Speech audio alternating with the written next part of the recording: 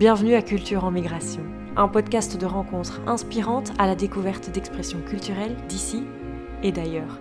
Un endroit d'échange et de curiosité, un espace-temps où les questions nous amènent à bien plus que des réponses. Nous sommes une écrivaine, Elisa De Angelis, et une journaliste, Julie Guépara, deux femmes passionnées de culture, intéressées par la diversité et par ses manifestations vivantes.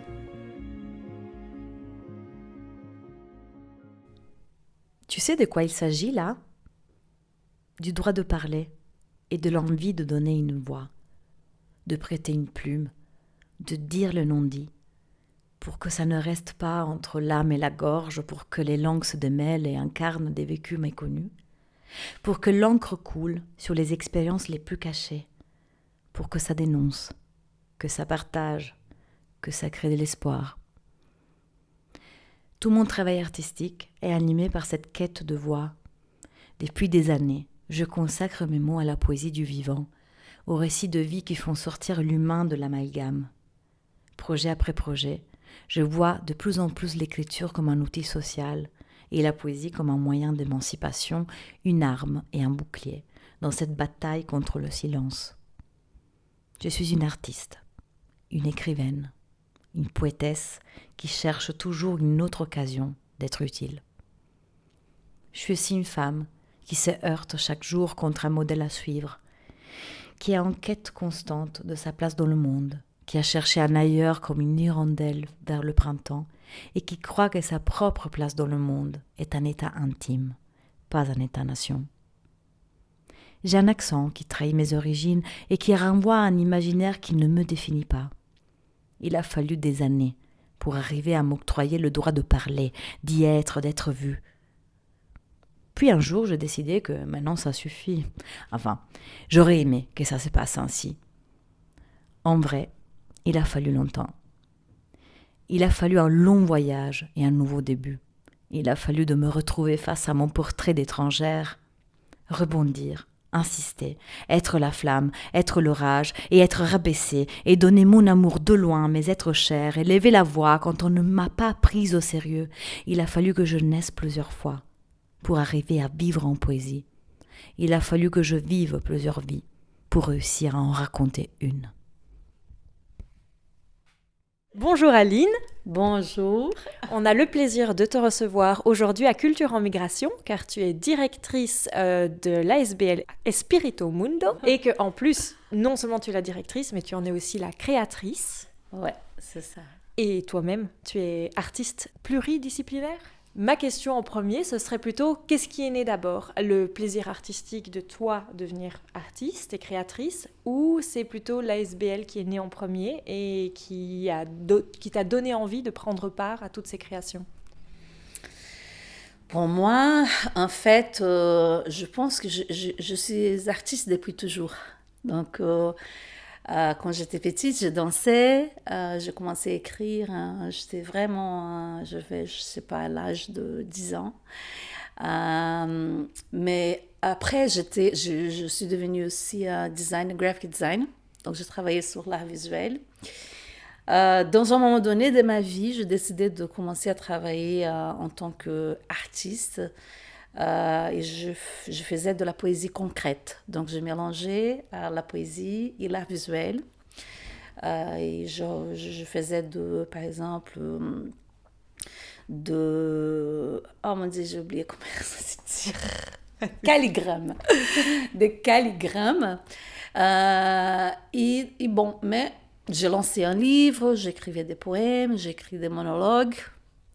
Mais comme je travaillais, j'avais 2 enfants, j'étais toujours en première place, c'était mon travail en tant que productrice, correctrice, toujours au Brésil. Je ne m'assumais pas entièrement en tant qu'artiste parce que voilà, il y a toujours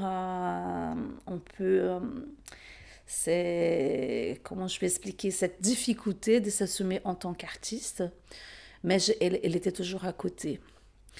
L'Espirito Mundo, donc c'est une association que je fondais, mais qui a commencé en tant qu'un projet au Brésil, donc en 2007, quand j'ai commencé à faire des échanges internationaux ici en Europe avec des artistes et des associations locales en Europe, en France, en Angleterre, en Espagne, en Allemagne, Portugal, Italie. Et du coup, un jour, j'ai décidé de rester à Bruxelles. Et là, je pense que mon travail artistique et aussi mon travail en tant que curatrice, productrice, ils se sont rencontrés, effectivement, dans ce parcours voilà, d'existence dans un pays où je pourrais m'y réinventer. Et j'ai décidé effectivement de travailler plus dans mes habiletés artistiques et aussi dans des projets que je collabore avec d'autres artistes aussi. Et est-ce que ça t'a permis de gagner justement cette légitimité de titre d'artiste que tu ne te donnais pas avant? Oui, je pense que être une étrangère, ça te permet aussi de se libérer de certaines choses. Et c'était aussi une façon de me redécouvrir. Et donc, ouais, j'assume qu'ici, dans un contexte de production avec aussi d'autres collaborations, je me sens plus légitime parce que je sens que je suis plus libre dans ces contextes artistiques. Et est-ce que tu dirais que c'est parce que la Belgique est culturellement plus ouverte à toutes les créations, au monde artistique, ou est-ce que c'est peut-être au contraire qu'au Brésil, il y avait tellement d'artistes que on sent une telle, entre guillemets, concurrence, affluence de monde, que c'est plus difficile de trouver sa place? Je pense que c'est un mélange de choses. En fait, c'était aussi le temps que je donnais à moi-même, à cette reconnaissance qui, d'être dans un moment qu'il fallait me permettre à être un artiste. Parce que je pense que être un artiste, c'est quelque chose qui est toujours dans sa propre ontologie, dans sa propre existence. Mais on peut nous saboter, on peut dire ah non, je peux pas le faire, oh je sais pas, c'est bien ou pas. Donc voilà. Et éventuellement, il y a aussi un côté pragmatique. Donc les côtés pragmatiques, par exemple pour moi au Brésil, c'est que je pourrais créer dans une situation où j'ai travaillé, où je pourrais survivre, par exemple, dans mon côté de la publicité. Donc, je travaille dans la publicité. La création, pour moi, c'était toujours une possibilité de survivre, mais qui n'était pas exactement liée à mon côté artistique, mais c'était plutôt la créativité. Donc, j'avais 2 enfants. Et donc, j'étais toujours occupée. Donc, je ne pourrais pas me permettre. Là, maintenant, je pense que, bon, aussi cette question d'être une femme indépendante, d'avoir besoin de travailler, d'élever ses enfants et de survivre. Il y a cette culpabilité de conjuguer ces deux réalités, en fait. Et donc là, maintenant, je pense que, bon, voilà, il y a plusieurs choses. Donc d'abord, mon fils, ils sont déjà adultes. Et j'ai une certaine maturité aussi qui me libère de pas mal d'exigences, hautes exigences en fait, si ça c'est bien ou pas, voilà, de m'exposer, de donner des visibilités à tout ce que je fais. Mais j'écris, hein, jamais j'ai arrêté d'écrire. Mais là, maintenant, je me permets vraiment d'exposer, de me mettre en priorité dans ces cas. Et donc, tu disais, c'est comme ça qu'est né Espirito Mundo, qui est aussi, en fait, une possibilité d'échange et de donner cette opportunité à d'autres artistes, peut-être, d'exister et de leur faciliter ta propre expérience de prise de conscience de ce que toi, tu avais besoin de faire et de devenir. Oui, parce qu'en fait, moi, je crois beaucoup à ce que j'appelle l'esprit du monde, d'abord. Donc, c'est ça les concepts, cette ouverture à l'autre, cette rencontre aussi dans la création, mais aussi dans l'interculturalité. Et du coup, je pense que, voilà, fonder l'association Esprit au Monde, c'était quand même une façon de concrétiser, de objectiver, de matérialiser cette rencontre qui a eu toujours dans mes projets, mais qu'il fallait quand même donner un genre de statut à cette rencontre. Donc voilà, c'est aussi un espace qu'on peut envisager à des collaborations de plurielles, parce qu'on travaille dans la multiculturalité. Donc, ça me permet aussi, en tant qu'artiste, de me rencontrer avec mon côté performance, art visuel, voilà, et finalement la poésie. Donc, voilà, je pense que l'Esprit au Monde, c'est une association qui est ouverte à tous les artistes qui ont le même regard ouvert du monde. Mais aussi, pour moi, personnellement, c'est une possibilité d'avoir de belles rencontres. On a déjà eu l'occasion d'avoir des intervenants dans Culture en Migration qui peuvent nous dire que certaines formes artistiques sont parfois plus fortes dans une culture que dans une autre, elles sont parfois plus porteuses d'un passé, d'une histoire. Est-ce que justement cette interaction avec tant d'artistes avec des ouvertures différentes, c'est une nécessité qu'ils aient cette vision ouverte pour justement pouvoir collaborer ensemble et découvrir une autre utilisation de leur forme et une autre signification qui y est apportée? J'ai un regard un peu, je pense, comment je peux dire, spécial à propos de l'art en tant que discipline. Donc, je pense que par exemple, la musique, elle est un mélange.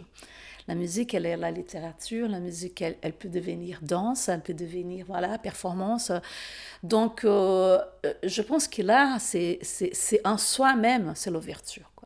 Quand je pense au cinéma aussi, parce que nous faisons aussi le cinéma, donc c'est quoi le cinéma? Nous avons besoin d'avoir une rencontre entre plusieurs disciplines. Donc voilà, je ne vois pas l'art différemment entre... Je ne sais pas si j'ai bien compris la question, mais pour moi, il y a vraiment un esprit. Cet esprit, il se manifeste. Et dans cet esprit, il peut se faire, il peut se donner de plusieurs moyens. Il peut quand même être ensemble. Donc, voilà, dans certaines cultures, si on parle de ça, je vois par exemple au Brésil, je travaillais beaucoup avec la musique, énormément. Je voyageais avec plus de 500 personnes de la musique entre le Brésil et l'Europe. Et je vois clairement, ok, il y a dans la culture du Brésil, il y a la musicalité qui est quand même reconnue dans le monde entier. Mais aussi, dans la musique, il y a une force de la parole. Donc, il y a aussi la présence de la poésie, qui est aussi un peu ces jeux du corps, voilà, cette doucesse, si je m'exprime bien, qui est plus flexible, en tout cas, et qui éventuellement, ça donne un genre de qualité à la musique du Brésil, comme aussi de l'Afrique, quoi. Mais en général, je pense que vraiment là, c'est une chose qui est tellement ouverte et parfois je me sens en train de faire tout dans le même temps. Je me sens vraiment totalement intégrée dans l'esprit de la création, que je commence à écrire, mais je vois clairement cette image. Éventuellement, je mélange aussi, j'invite à d'autres amis à collaborer parce que je vois que mon poème, il a besoin d'une performance. Il a besoin d'être plus concret. Et je mélange avec, par exemple, l'art visuel. Quand je commence une phrase, je dis, je ne peux pas continuer cette phrase parce qu'il n'a pas de mots. Donc, j'ai besoin d'un objet qui va le signifier, qui va le représenter. c'est que je pourrais écrire, hein, et ça va donner aussi un genre de subjectivité, et aussi ça me permet d'avoir un genre de conversation avec une autre subjectivité. Éventuellement, c'est pour ça que j'appelle des poésies concrètes ou des poésies non linéaires ou poésies expérimentales. C'est que je peux faire une installation avec un seul mot. Et après, quand quelqu'un arrive pour voir ça, je pourrais écrire un texte entier sur ça. Mais il y a tellement de interprétations et qui continuent ces poèmes que je pense que c'est quand même un genre de piste. Il y a dans ces moments, il y a une rencontre de subjectivité et on peut continuer à parler de la même œuvre, de cette exposition de plusieurs façons. Donc ici, si j'ai bien compris, en fait, la pluridiscipline, voilà, la pluridiscipline, en fait, c'est une manière de se faire rencontrer les différentes subjectivités pour permettre à chacun de comprendre le sens que toi, tu aimerais donner aux mots. Exactement. Une chose que je pense, moi je suis licenciée en philosophie, donc là ma thèse c'était de la mythologie grecque parce que j'adore, dans la philosophie j'adore la base ancienne grecque et j'adore la contemporanéité. Et je pense qu'il y a quand même un dialogue très fort entre, par exemple, Nietzsche, qui est un philosophe de l'existentialisme, qui a beaucoup parlé aussi de la mythologie grecque. Donc, je pars du principe que de la poiesis. Donc, la poiesie, c'est le mot pour résumer ce processus qui est humain, qui est, bon, on ne peut pas dire si les animaux, ils ont aussi, bon, ça il y a toujours des discussions, mais normalement, la poésie, c'est cette possibilité de la création qui est de l'être humain. Donc, et la poésie, c'est tout. C'est tous les processus avec la manipulation du mot, de l'objet, de la matière, etc. Donc, ça... À la base, ça vient de la même chose, de la possibilité de créer de la poésie dans le sens général. Donc le mot, et pour moi la poésie c'est ça aussi, c'est ça que je pense, par exemple, quand je fais une installation de poésie concrète, et les gens sont plus là sans savoir, sans comprendre très bien, mais c'est d'art visuel, c'est de la poésie. J'insiste, je dis non, mais c'est de la poésie. Parce que la poésie, en soi, c'est ces moments de regard poétique, de la pensée poétique, de la métaphore, hein. Donc, et voilà, je pense que la poésie, voilà, ces mots magnifiques, ils représentent bien la pluridisciplinarité. Parce que c'est la possibilité d'être inventif, créatif en soi. Et donc, c'est vraiment la poésie qui est l'étincelle de départ, en fait, de la démarche. Ouais, c'est la possibilité d'être un être créatif, n'importe sur quelle matière. Donc le corps, il peut être une matière, la voix, voilà, et la pensée, quand nous sommes devant une œuvre et on fait attention à cette subjectivité. Donc là, c'est aussi la réflexion en soi, c'est de la poésie pour moi. C'est les regards que nous avons devant la vie, sur n'importe quoi. Je peux tout simplement m'arrêter dans un moment donné et commencer à regarder la vie quotidienne. Et là, je peux créer, je peux penser à cet instant, une fille, un enfant, une femme, tout simplement un mouvement, ça peut m'inspirer, et là, c'est aussi de la poésie quotidienne.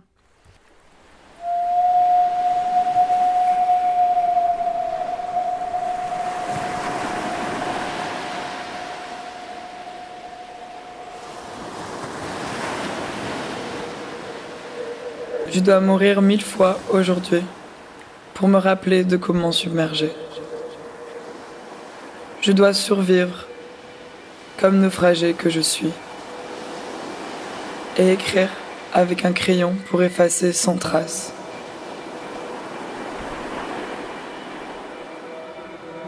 J'ai des yeux tristes depuis toujours, mais reste un chemin entre la tête et la bouche entr'ouverte. Je dois mourir plusieurs fois pour me rappeler de tout ce que j'ai déjà oublié avant de dormir.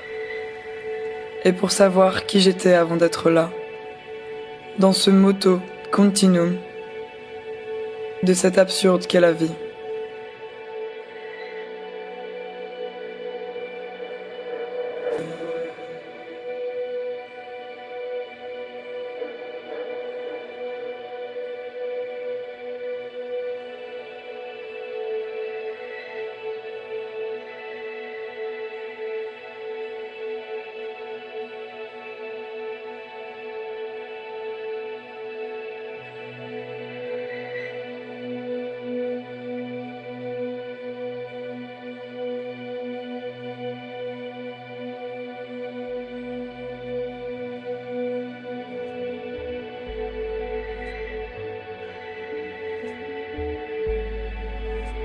Je dois nager 2000 km pour me perdre, en attendant de me trouver et respirer longuement. Je dois effacer sans douleur la marque de l'histoire, parce que tout cela, pied sur pied, sans pudeur, sans peur, enlève mon masque au réveil.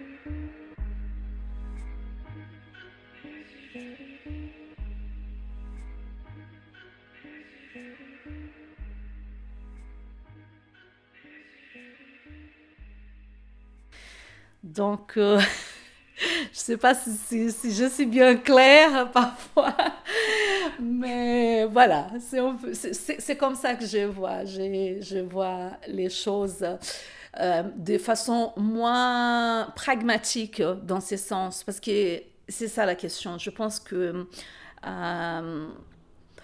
nous sommes dans un monde tellement mercadologique, dans l'essence, tout est marché. Donc, si on peut, à partir de l'histoire qui nous divise entre science, de science et art, et donc, avant, on n'était pas comme ça.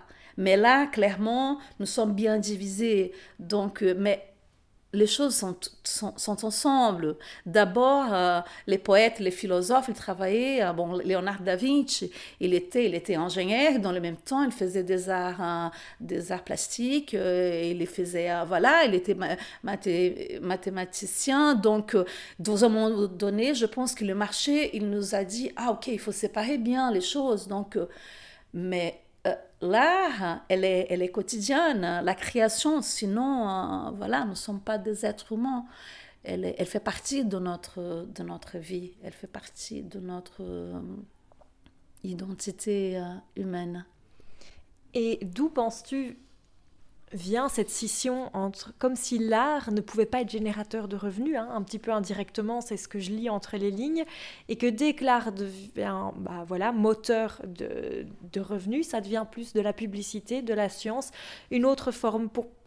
Pourquoi est-ce que tu l'as senti différemment en fonction des échanges culturels que tu as pu avoir, ou est-ce que en fait c'est juste qu'on est dans une économie capitaliste qui prend le dessus sur tout ça? Ouais, je pense que d'abord, cette logique de marché, et cette logique aussi un peu qui, malheureusement, elle est arrivée à partir de la science moderne, qui nous a divisé exactement entre être créatif et être scientifique. Et à partir de ça, donc, les artistes, ils sont toujours un peu dans la marginalité et dans la culpabilité aussi. Donc, voilà. Donc, si mon travail artistique, il n'est pas instrumental, et voilà, il a clairement, par exemple, pendant des années, la façon que j'utilisais, entre guillemets, mon talent artistique, c'était dans un métier qui, en fait, je n'aimais pas. Je travaillais pourtant dans plus de 10 ans dans un marché que je travaillais pour survivre parce que voilà, il y a toujours, malheureusement, je pense que ça peut arriver au Brésil, mais aussi ici en Europe, je vois ça partout. Et donc, oui, il y a cette côté culpabilisante de l'art en tant que, voilà, je ne peux pas être un artiste et recevoir pour mon travail et être soutenu pour ça. Il y a clairement, je pense, que c'est compliqué. Je vois ça clairement. Nous avons vu ça récemment pendant les Covid. Donc, nous avons eu beaucoup de soucis. Pourquoi tous les marchés ils ont resté ouverts? Pourquoi pas mal de métiers ils ont continué à travailler? Et pourtant, les théâtres, les salles de spectacle, etc., même ils ont dû s'y battre. Nous avons aussi collaboré avec les mouvements Still Stand for Culture parce qu'il fallait quand même repenser pourquoi si tout le monde prenne la même mesure de contrôle sanitaire, etc., mais les théâtres ils sont fermés, etc. Donc, parce que pour le marché, vraiment, il n'a pas de grande valeur. Malheureusement. Mais n'est pas vrai, en fait. Parce que il y a quand même un poids énorme sur le marché artistique et l'industrie culturelle, mais parce que je pense qu'il n'a pas encore le respect. Mais ça, je vois partout, vraiment, je voyage beaucoup, beaucoup. Il y a toujours, les artistes, ils sont toujours dans cette même difficulté de se faire respecter. Et du coup, quand je dis, par exemple, que je commençais à travailler dans la publicité pour survivre, pour élever mes enfants, et pour canaliser aussi ma créativité, parce que voilà, donc je parle ça fait 25 ans ça. Donc voilà, là maintenant, éventuellement, je vois qu'il y a quand même, ça a commencé à avancer.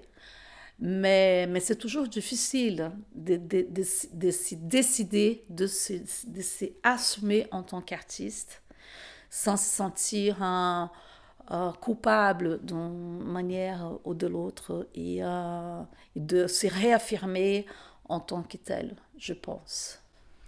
Et je vais revenir sur un point que tu avais abordé plus tôt, encore plus en tant que femme? Encore plus. Parce que là, on voit clairement dans tous les niveaux, la difficulté d'être une professionnelle de la culture, mais d'abord d'être une femme. D'abord ça. Moi, j'étais une femme toujours indépendante, qui travaillait, qui j'assumais beaucoup de responsabilités dans ma vie entière, sans aucun souci, au contraire. Pour moi, c'était très, très important d'insister sur tous mes défis. Du coup, par exemple, d'arriver ici dans un pays étranger, comme aussi dans d'autres pays, et recommencer ma vie, je vais presque 50 ans, ça c'est encore pire. Parce qu'une femme, et je reviens aussi vers comment je vais dire, cette condition d'être toujours à côté du marché. Donc, une femme qui n'est pas valorisée la plupart du temps, qui reçoit un salaire beaucoup plus inférieur,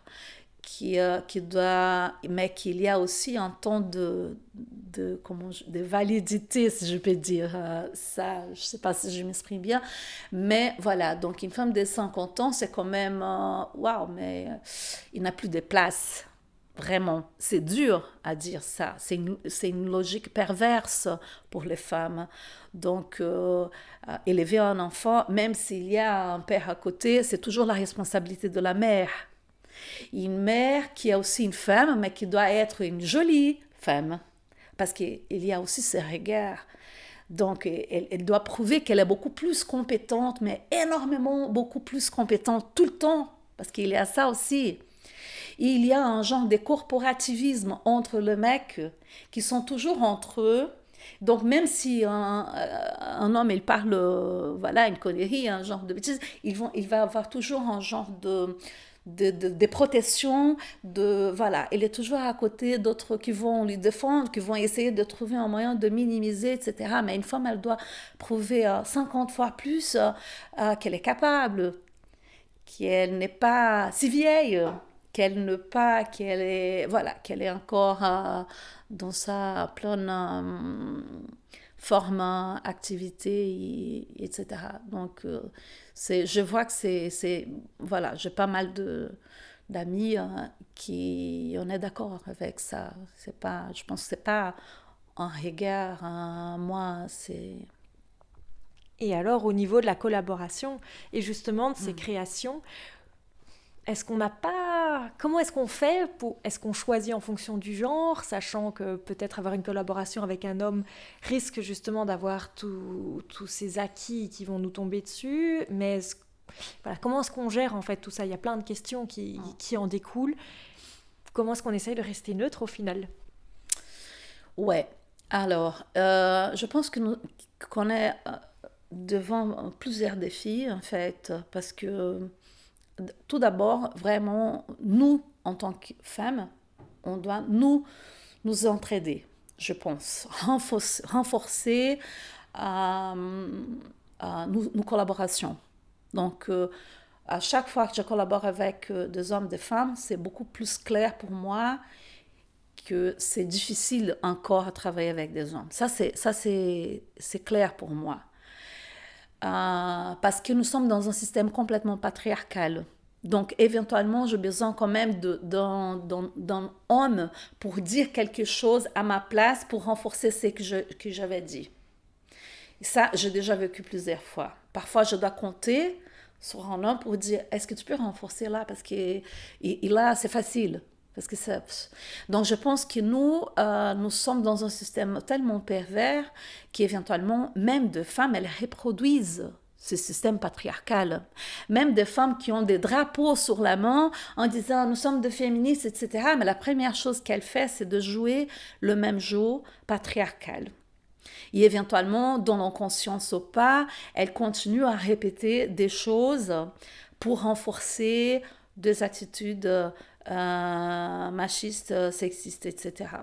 Donc, je pense qu'on doit vraiment renforcer cette idée de sororité, vraiment, de se comprendre, de comprendre nos difficultés face à ces mondes si durs. Et vraiment, c'est pas une question de genre, c'est une question d'opportunité, vraiment. Parfois, même moi, je me prends, je dis, ah oui, je pensais de faire un projet, je pensais à tel mec, mais je dis, mais pourquoi pas une femme? Parce que même nous qui sommes déjà conscientes de cette difficulté, éventuellement on tombe dans le même trou. Et du coup, je pense qu'il faut avoir un genre de résistance même, de reconnaissance et essayer de renforcer d'autres femmes et inviter à collaborer, voilà, les valoriser. Effectivement, c'est vrai qu'on voit que dans tes créations, c'est très, très mixte, qu'il y a beaucoup d'acteurs, en tout cas d'artistes en collaboration. Est-ce que justement, on sent que donc, tu portes beaucoup de signification dans ta poésie? Alors parfois, ce n'est pas toi qui lis tes textes. Comment est-ce qu'on arrive à céder cette petite partie? Comment est-ce qu'on arrive à s'assurer que le message n'est pas altéré? Ouais, c'est vrai. Moi, éventuellement, bon, là, c'est aussi j'essaye de m'habituer, par exemple, de lire mes poèmes en français, parce que c'est, voilà, d'être une étrangère, c'est aussi, il y a aussi cette problématique. Je sais que j'ai un accent très très fort, et du coup, éventuellement, j'invite d'autres personnes à les lire. Mais là, je trouvais quand même une formule que j'aime bien. Je vous ai vu que, éventuellement, c'est une façon aussi de faire ces genres de transitions. C'est que j'ai pas mal de poèmes que je mélange le portugais et le français. Parce que, voilà, nous sommes aussi dans une base latine. Et éventuellement, j'ai expérimenté ces jeux. J'étais invitée pour une performance en 2021 à Beaux-Arts, dans le contexte d'un événement de Storytelling Brussels. Et donc, je lu 2 poèmes à moi qui mélangent le portugais et le français. Donc, tout le temps. Donc, c'est un peu quand même frénétique. Et c'est intéressant parce que comme j'ai choisi des mots qui, éventuellement, les francophones, ils vont comprendre les mots en portugais, et les lusophones, ils vont comprendre les mots en français, même pour les gens qui ne parlent pas les 2 langues. Et du coup, je pense que c'est une formule que j'ai trouvée aussi pour éventuellement faire passer les messages, mais aussi pour dire, pour renforcer cette identité que j'ai choisie d'être une citoyenne du monde. Je peux parler, bon voilà, je pense que le français, je parle, voilà, j'ai réussi à m'exprimer, je pense. Et donc, sont deux langues que j'ai choisies pour me faire communiquer. Et voilà, et ça arrive très souvent, là maintenant, de mélanger, comme je mélange un peu aussi l'italien et l'anglais dans le même texte. Mais voilà. Donc, beaucoup plus souvent, je vais parler moi-même, je vais me faire représenter. Et donc voilà, là il y a l'intention derrière que tout le monde puisse comprendre, que ce soit la partie portugaise ou francophone. Est-ce que tu as déjà eu l'occasion de justement demander à ton audience si elle réussissait à être justement emportée dans cette volonté? Alors, moi, j'ai déjà vécu l'envers et que c'était une expérience magnifique. J'étais à Istanbul dans un festival et j'étais invitée pour parler un poème. Et donc, je l'ai lu complètement en portugais. Et que c'était aussi une expérience intéressante. Exactement le contraire. Personne ne les comprenait, sauf 2 Portugaises qui étaient dans l'audience, qui après, ils ont s'approché en disant « Ah, j'adorais les poèmes ». J'ai dit « Mais non, mais c'était pas pour le comprendre, quoi ».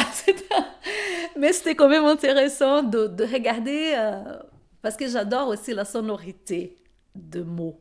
J'adore même de ne pas comprendre exactement ce qui est dit, mais d'avoir, parce qu'il y a toujours une intention, il y a toujours un genre de sonorité qui peut t'amener à une certaine émotion. Donc c'était exactement le contraire. Mais voilà, je sais pas. C'était par exemple cette possibilité de les lire en portugais et français dans l'événement de Beaux-Arts, c'était quand même intéressant parce que je parlais d'un sujet très très fort, que c'était l'assassinat de Marielle, qui était une militante politicienne qui a été assassinée, ça fait 4 ans.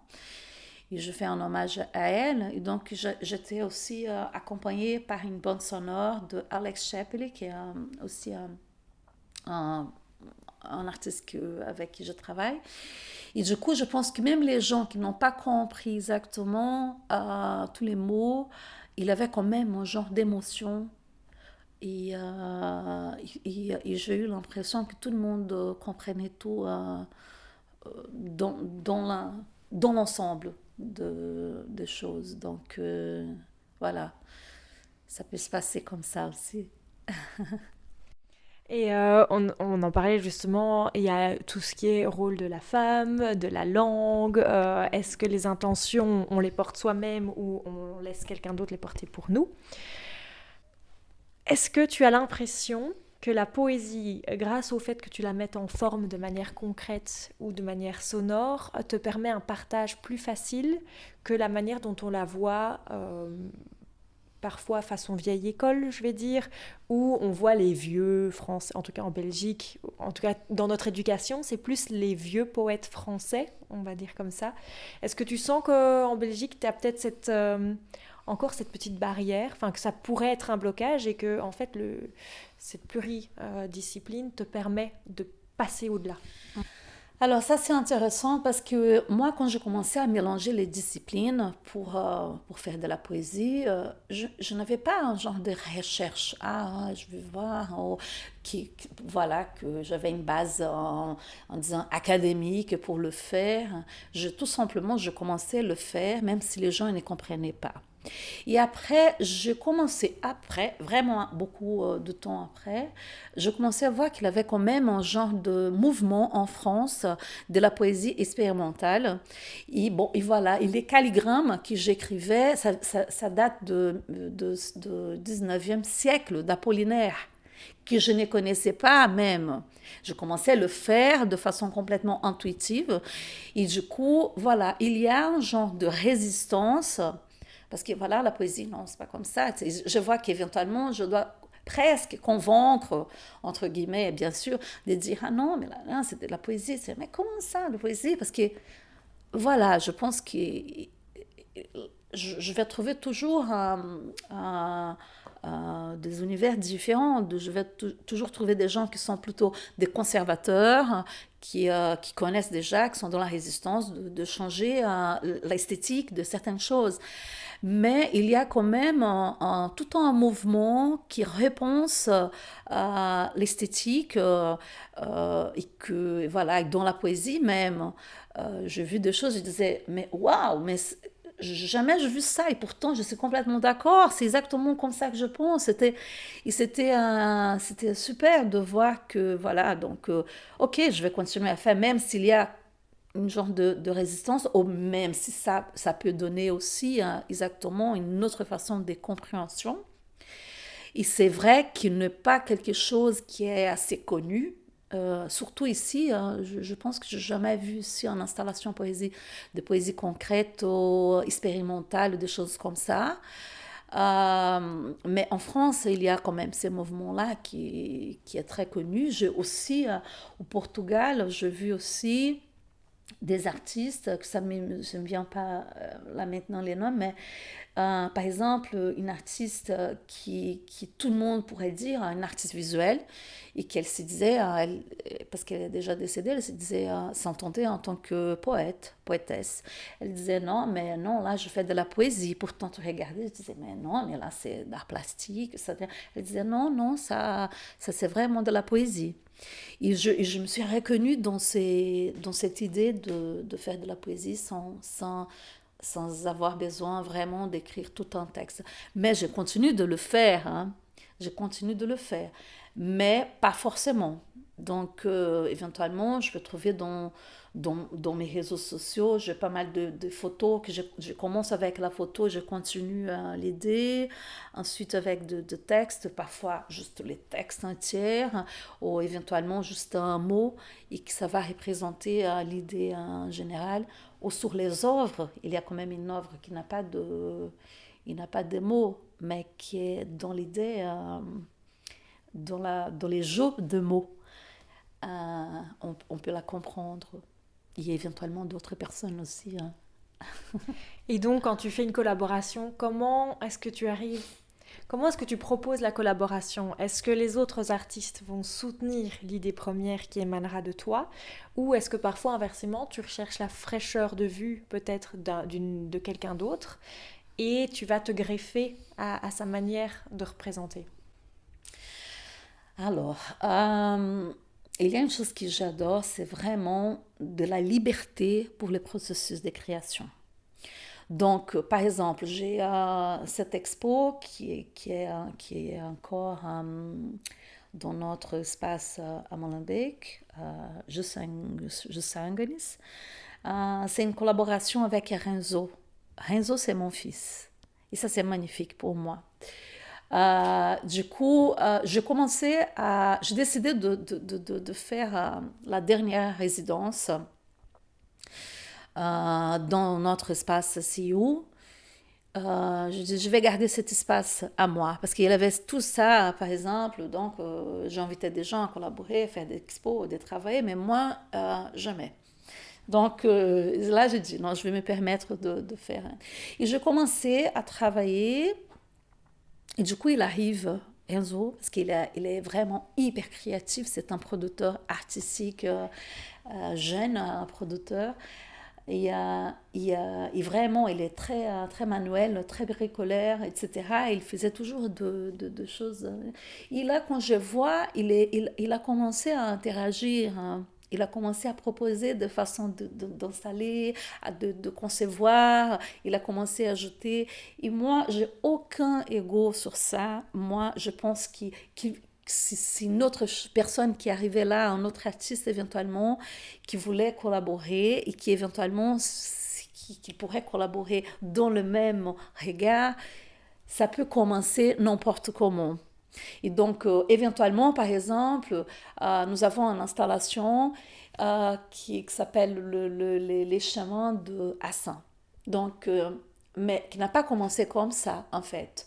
Un jour, Renzo, il arrive, il commence à prendre un filet de coton et à traverser sur tous les murs. Je ne savais pas de quoi il s'agissait.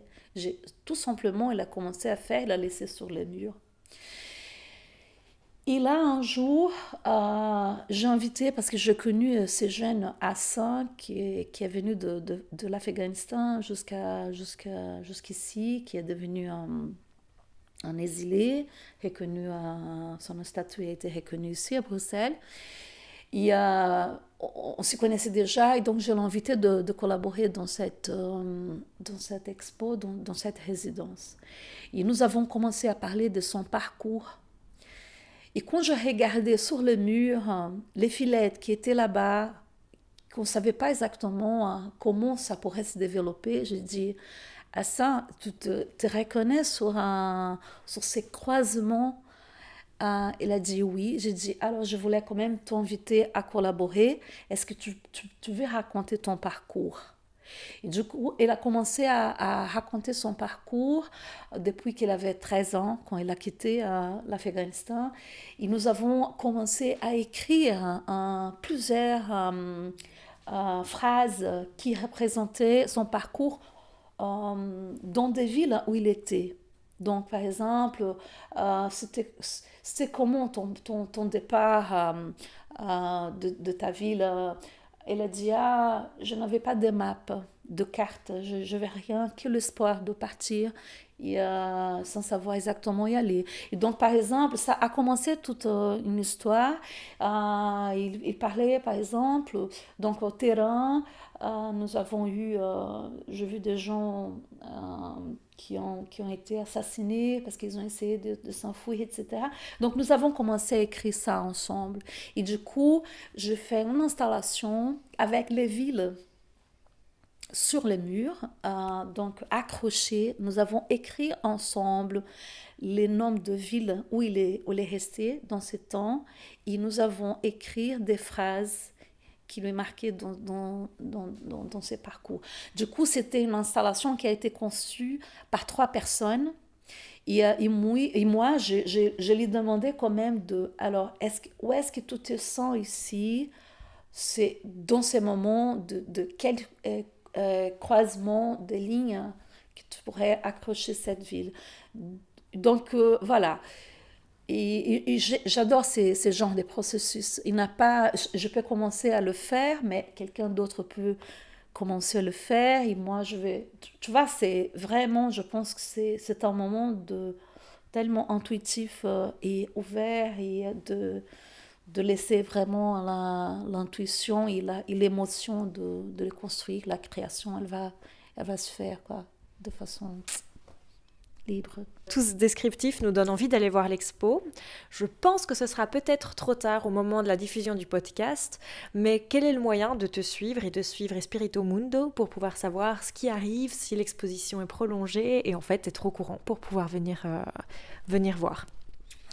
Ouais, en fait, l'expo, malheureusement, elle est déjà finie, surtout parce on continue avec les travaux dans l'espace.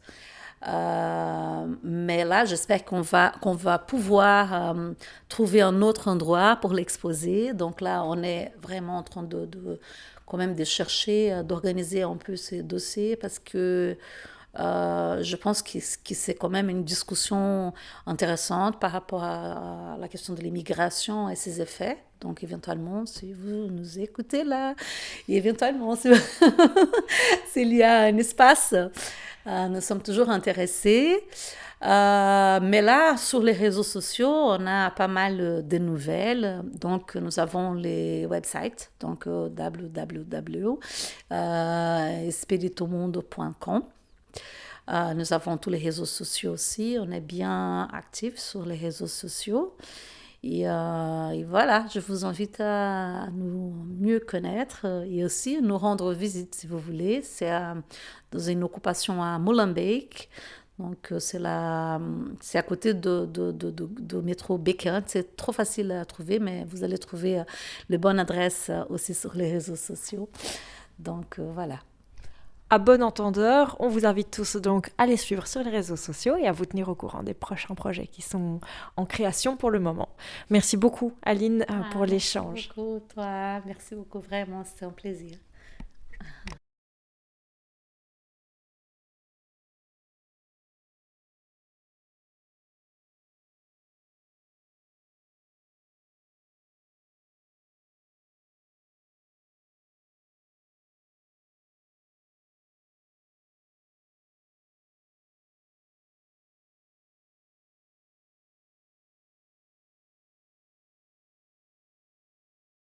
Comme toujours, merci à notre invitée Aline de nous avoir emmenés à travers sa vision de l'art, de la poésie, mais surtout de la beauté de la multiculturalité et de la rencontre de l'autre.